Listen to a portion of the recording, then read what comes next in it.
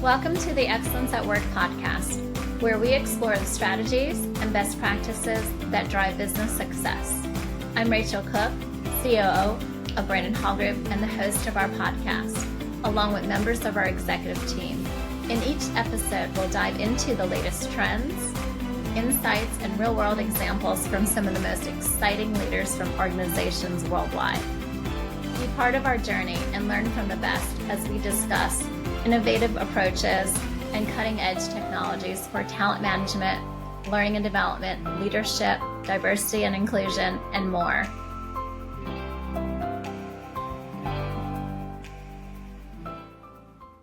Hello and welcome. I'm Rachel Cooke, the CEO of Brandon Hall Group and our host of Excellence at Work podcast. Today, we are going to be talking about sustainable development and recognizing one of our Excellence Award winners that have congratulations to both of you for receiving accolades from Brandon Hall Group and being recognized for your award-winning learning program around sustainable development. Also, Michael's team at Boehringer Ingelheim had received over 10 awards, 10 in learning and talent, and also Excellence in Action Awards for learning. So congratulations, welcome. Michael joining us, Michael Murphy, is the Director, U.S. Office of Sustainable Development for Generations. In his role, he is responsible for change management leadership, including stakeholder management, communications, education, and program engagement of Boehringer's 8,500 U.S. employees. Jason Parrish is the Director of Corporate Programs at UGA Executive Education. In his role, he collaborates with organizations to design customized learning experiences that strengthen leadership and deliver real-world business results. Welcome, both of you, Michael and Jason. How are you doing today? Wonderful. Thanks for having us.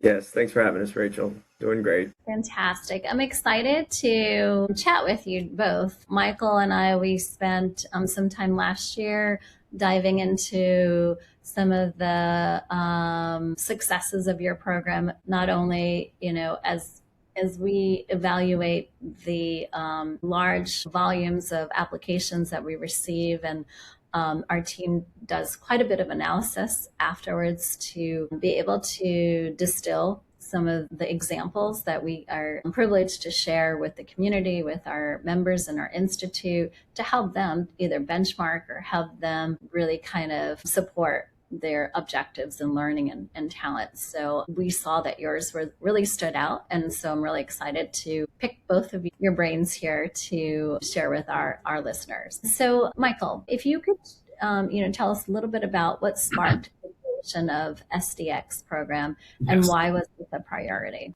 Yes. So the Sustainable Development Excellence Program is a custom created certificate program in sustainability co-developed by the University of Georgia, obviously with my partner Jason here on today's call. What really sparked the need for this is sustainability at Boehringer is a corporate priority. And we needed to ignite the organization around execution against some internal goals that map back to the United Nations sustainability goals with deadlines of 2030.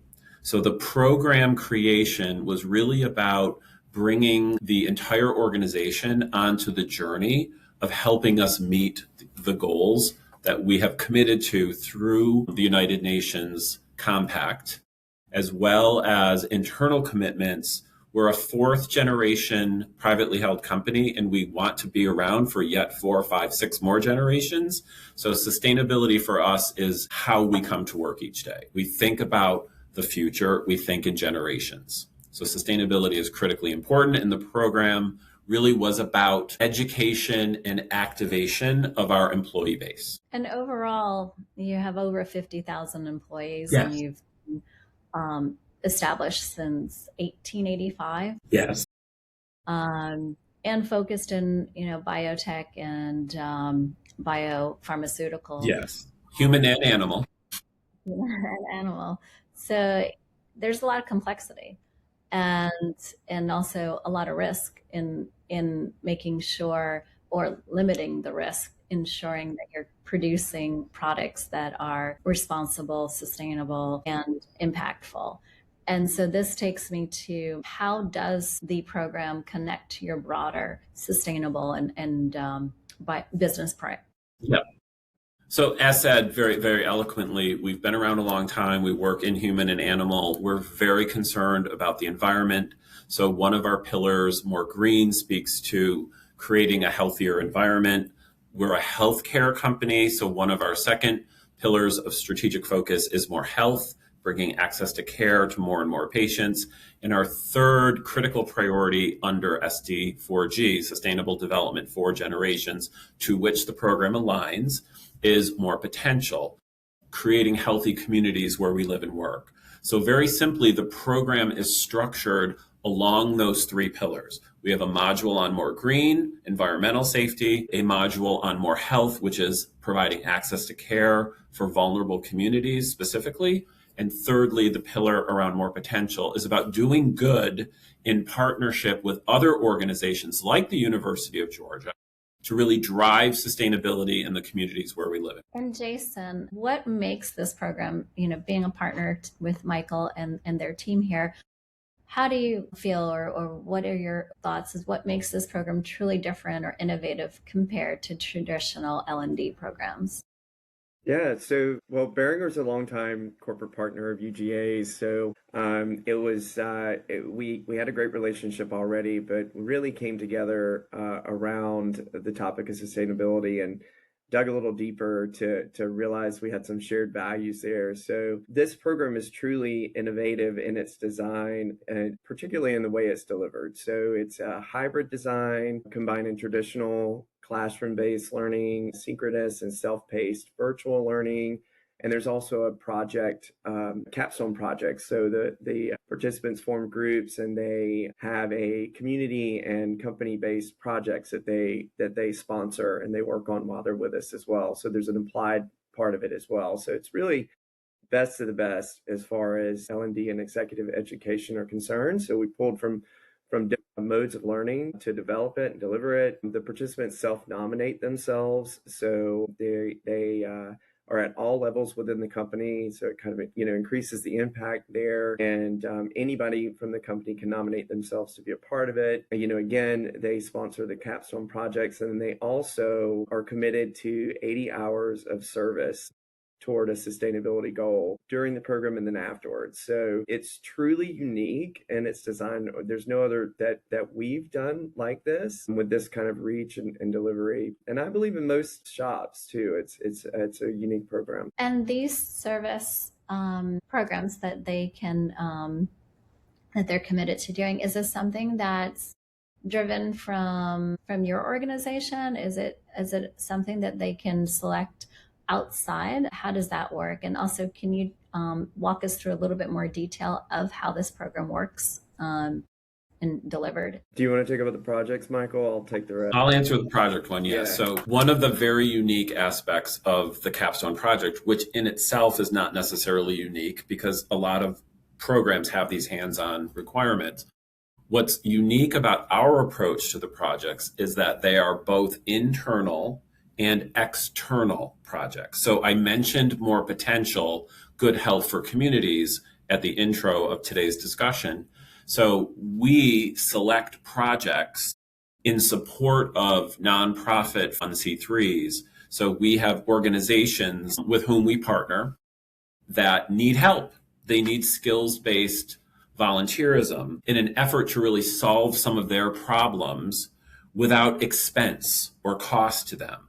So we always have multiple project opportunities for the class that are actually external entities with whom we will partner to help them from a consultative perspective. So some of the projects are internal and they come from both of our businesses, animal or human, but this extra, let's take on some projects for the community, is above and beyond what we normally see. Fantastic. And what part of the experience has had the biggest impact on participants? Is it the context of it, or what do you feel that's most compelling? Yep. So one of the other unique, I think it's unique. I haven't necessarily seen it in a lot of other program designs, is a concept called leader teachers.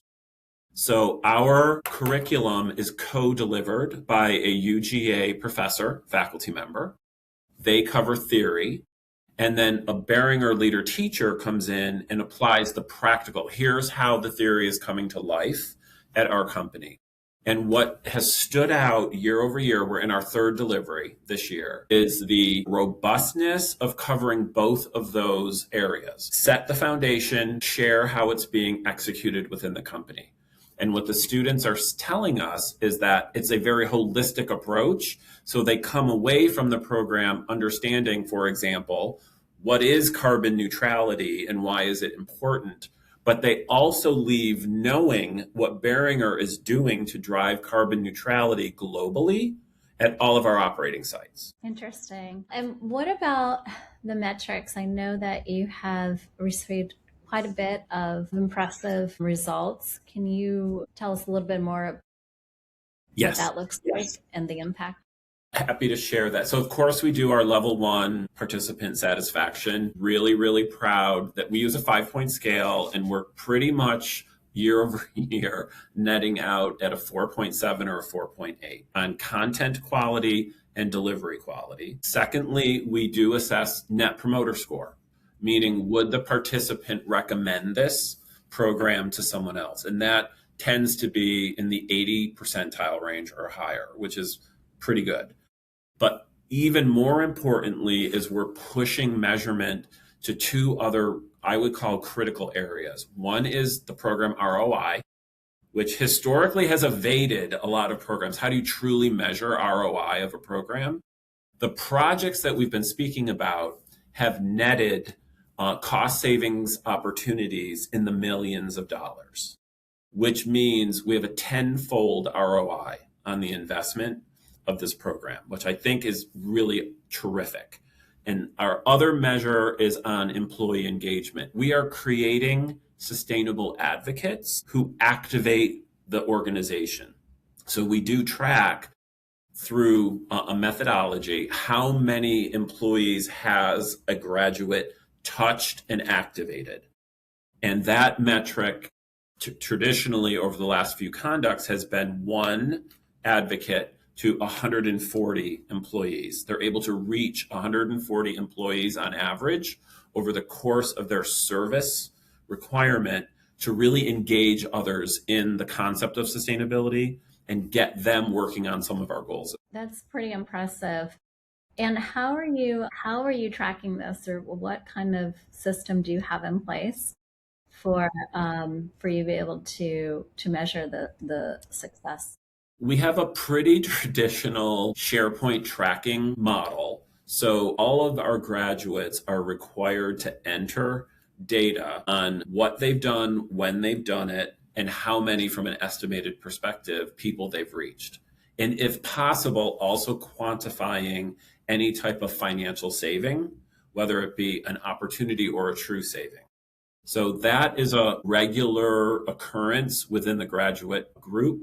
We also do, because sometimes people forget, we do a quarterly reminder to the class. We're reporting our metrics up the chain to our senior most board.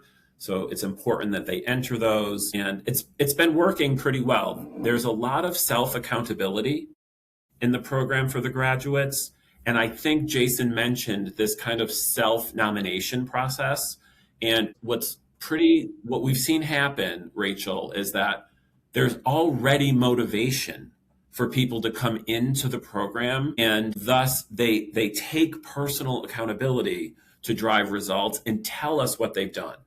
They know that the results that they're reporting are published internally, and they actually help us share externally as well, such as the application for the Brandon Hall Award.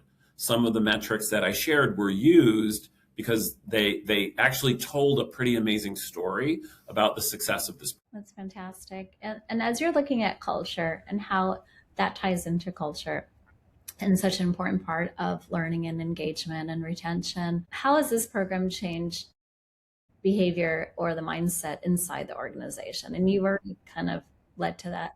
I have a couple of really tangible examples that I think listeners would say, wow, it's taking effect. One is that our graduates leave the program fully educated around our goals for sustainability as well as the general theories of sustainability.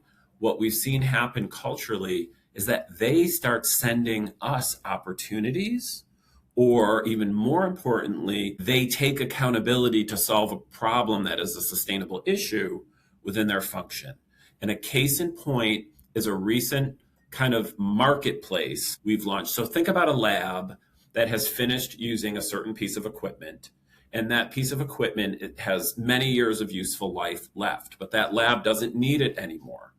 So graduates of the program conceived and helped build an equipment marketplace where labs between human, pharma, and animal health, or even within the two businesses itself, can give away equipment versus putting it in a landfill. So that's got two savings opportunities. One, it helps our bottom line that we're not reordering equipment that still has useful life, and we're saving tonnage from going into a landfill. So from a cultural perspective, what that's telling us is that they are finding opportunities within the business and taking accountability to activate against it and solve a problem that contributes to our sustainability goals. And that's fascinating because we see in our research that the biggest impact or the biggest correlation is alignment to the business is the foundation for sustainability. Oftentimes that does not necessarily, that's challenging for a lot of, especially with how fast things are changing and the goals of the business and the shift in having to adjust. But the more that we've seen from our research that it's tied to the enterprise priorities, and it's not just training, it's not just about content, but it's really embedded into your business strategy. And you're saying, is so much bigger than just the program itself, but what's the meaning that it brings and the value inside and outside their lives in the organization. Yeah. We are building capability. Our function in Sustainable Development for Generations office is to build the capability within the business. That's what learning programs are supposed to do. They don't exist they exist to create capabilities within the business. That's our goal. So that the goal for us is that we ultimately go away as a function because we've built the capability within the business. So when we think about our end game is to go on to something else that will become a priority because sustainability will be part of our DNA. Absolutely. And Michael, looking ahead, especially what's next for SDX, how do you think about scaling or evolving the program? So interestingly, one of our projects that we spoke about earlier was about how to scale SDX globally. And one of our corporate sustainable team members came to the States to kind of sponsor that project. She's from our home office in Ingelheim. And the goal really is to look at how do we take what the US is doing and broaden that.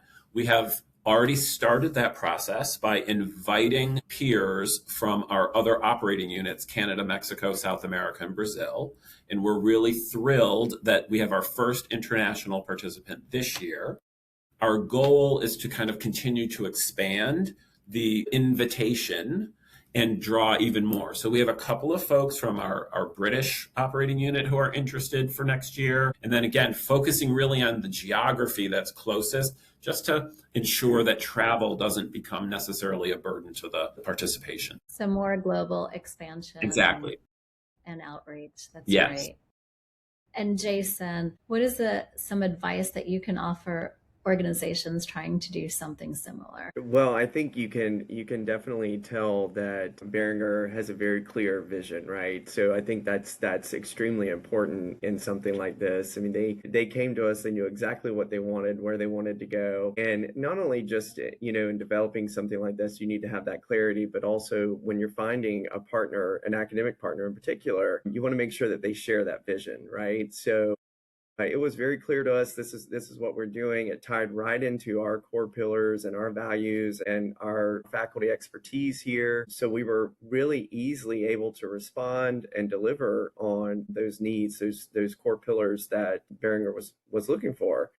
So it was great to expand that corporate partnership. We're able to reach and pull across the university from faculty expertise in the various areas of sustainability to make it happen.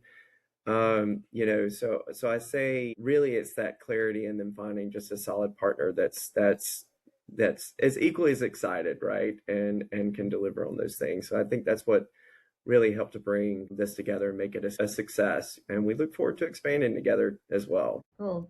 Fantastic. And you two look like you have a really good cultural fit and excitement and passion about what you're doing. And, that's part of the recipe for success, right? Is having alignment with your partner and also what you're wanting to accomplish in the business. Well, as we wrap up today, Michael, can you share in one sentence, why does this program matter? Solving the world's sustainability challenges is not something that any one company can do on its own. So I think the partnership with UGA is really the start. Why we're so interested in doing this podcast and have also crafted a white paper on this topic is because for any of you who are listening, if you are interested in, wow, how can we do it? We're here to actually help consult on that. So Rachel, thank you for having us, number one, because this is part of telling the story. And telling the story means reaching out to say, we can solve this sustainable challenges that the world is facing better together. So why this particular podcast and the program matter to us at Boehringer is we want to help solve some of these challenges. Sustainability and the challenges the world faces is not a corporate secret. It's not a recipe. It's nothing that we have. It's not intellectual property even. It's a world challenge. So coming together to actually unite on solutions is really our goal. I couldn't have said it better. Thank you. Definitely is so, it's something that we all face in different ways. Depending on your industry, some are higher risk and higher, the reward can be a lot bigger, especially when you're dealing with the types of products and solutions that you're giving back to the world. So it's critical that you have the mindset and you have the infrastructure to be able to support this and to be able to create the culture that's fostering these types of outcomes. So congrats and thank you, Rachel. Thank you for chatting with me today, both of you, Michael and Jason. It's been a pleasure. I'm excited to share our episode with others and also to kind of see what's next, as you mentioned, where we're going into the future here. Terrific. Take care. Take care. Thanks. Thank you.